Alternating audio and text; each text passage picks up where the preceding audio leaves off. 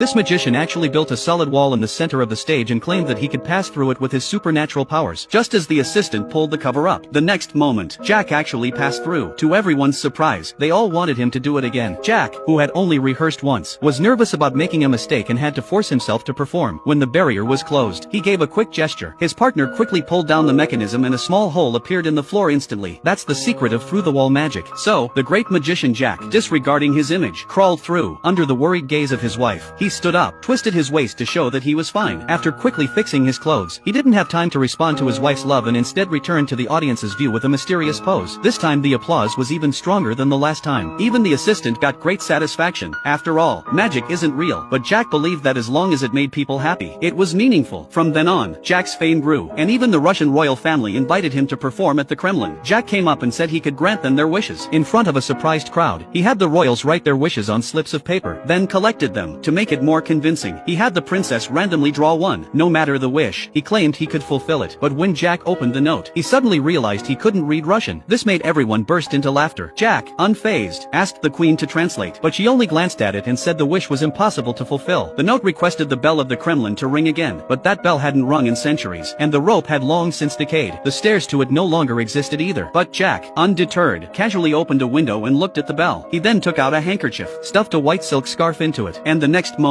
pulled a rope out of it. The crowd clapped at this amazing scene, but it was clear that wasn't the trick he was about to perform. He asked the princess to help pull the rope, and the next second,